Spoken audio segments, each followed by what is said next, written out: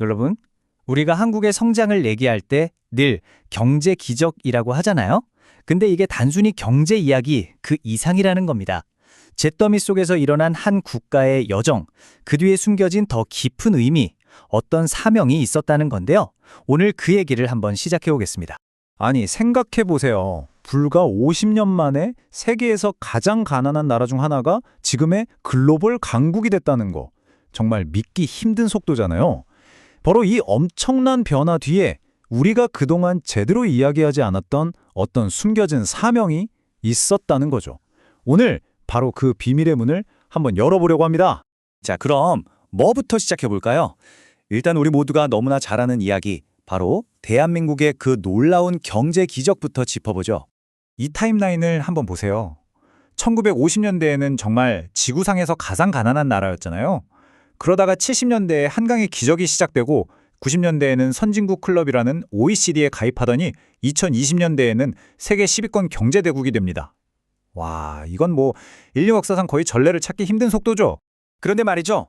만약 이 생존을 위한 필사적인 질주가 사실은 훨씬 더 거대한 이야기의 그냥 첫 번째 장, 서막에 불과했다면 어떨까요? 자, 바로 이 지점부터가 정말 흥미로워집니다. 온 나라가 경제 건설에만 매달리고 있을 때 완전히 다른 종류의 성장이 마치 그림자 속에서처럼 조용히 일어나고 있었다는 거예요. 마치 두 개의 역사가 동시에 흘러가고 있었던 것 같아요. 한쪽에서는요, 돈을 셀 시간도 없어서 자루에 담아 은행에 맡길 정도로 정신없이 생존을 위해 경제 성장에 매달렸죠. 그런데 바로 그 시간, 다른 한쪽에서는 우리 민족의 유산을 지키기 위해서 아주 신중하게, 조용히 예술품과 골동품을 모으는 움직임이 있었던 겁니다. 이 말이 그 상황을 정말 잘 보여주는 것 같아요. 만약 그 수집가들이 없었다면 문화는 허물어지고 사라졌을 것이다. 이 말 한마디가 그 혼란스러운 성장기에 이분들의 노력이 얼마나 이 나라의 정신을 지키는데 결정적이었는지를 보여주는 거죠. 그렇다면 이 모든 건 다 누구를 위한 거였을까요? 이 모든 준비가요? 자료들을 보면 이 모든 것이 어떤 특정한 목적을 가지고 태어난 한 세대를 향하고 있었다고 합니다. 바로 홍익인간이라는 사상입니다. 널리 인간 세상을 이롭게 하라. 다들 들어보셨죠? 바로 이 철학을 실현할 운명을 타고난 지도자 세대가 있었다는 겁니다. 바로 대한민국의 베이비붐 세대입니다. 이 세대는요, 끔찍한 전쟁이 끝난 직후 대한민국이라는 새로운 나라에서 태어났죠. 그리고 정말 중요한 건 우리 역사상 처음으로 남녀가 모두 교육을 받은 첫 세대였다는 점이에요. 자료에 따르면 이들에게는 인류의 미래 지도자가 되어야 한다는 그런 임무가 주어졌다고 합니다. 그리고 이 지도자들이 자신들의 사명을 시작해야 할 결정적인 전환점으로 딱 한 해가 지목됩니다. 바로 2012년입니다.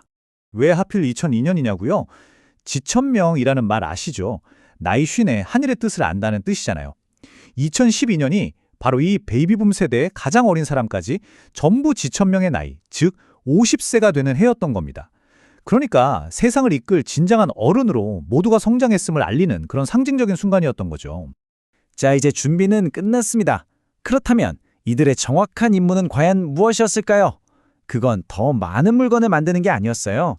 바로 새로운 진실을 만들어내는 것이었습니다. 핵심은 이거예요. 인류가 지금까지 쌓아온 모든 지식 있잖아요. 그게 최종적인 정답이 아니라는 겁니다. 그건 단지 논리일 뿐이라는 거죠. 다시 말해서 그냥 배우고 소비해야 할 지식이 아니라 이걸 바탕으로 진짜 답을 찾아내기 위해 연구해야 할 기초 자료라는 거예요. 엄청난 관점의 전환이죠. 그래서 이들의 임무는 크게 세 단계로 볼 수 있습니다. 첫 번째, 인류가 쌓아온 기존의 모든 지식과 이론을 남김없이 흡수한다. 두 번째, 이 지식을 깊이 연구해서 다시는 변하지 않을 바른 답, 즉 정의를 찾아낸다. 그리고 마지막 세 번째, 이렇게 찾아낸 새로운 진리, 새로운 법을 온 인류를 위해 세상에 내놓고 공유하는 겁니다. 이게 좀 추상적으로 들릴 수 있으니까 자료에서 제시하는 아주 강력한 예를 하나 들어볼게요. 바로 우리에게 가장 익숙한 미덕 중 하나인 효의 의미를 새롭게 정의하는 겁니다. 보세요. 전통적인 효는 부모님을 집에서 직접 모시는 의무에 가까웠죠. 그런데 새로운 시대의 효는 이렇습니다. 내가 사회에서 필요한 사람이 되고 존경받는 인물이 되는 거예요. 그렇게 해서 부모님을 기쁘고 자랑스럽게 행복하게 해드리는 것, 그게 바로 최고의 효도라는 겁니다. 개인의 의무가 사회적인 기여로 완전히 확장되는 거죠. 바로 이 지점에서 이 이야기의 최종적인 그림이 명확해지는 것 같아요. 대한민국의 그 모든 고난과 성장의 여정이 결국 이 순간을 위한 하나의 거대한 준비 과정이었다는 거죠. 그러니까 궁극적인 목표는 이거예요. 인류가 오랫동안 던져온 질문들에 대한 바른 답을 찾아내고 그걸 세상과 나누는 것. 그렇게 해서 홍익 인간의 이념이 이끄는 새로운 세계 문화의 시대를 여는 겁니다. 그 치열했던 경제 기적도 소중한 문화유산을 지켜낸 것도 전부 이 마지막 목표를 위한 발판이었던 셈입니다.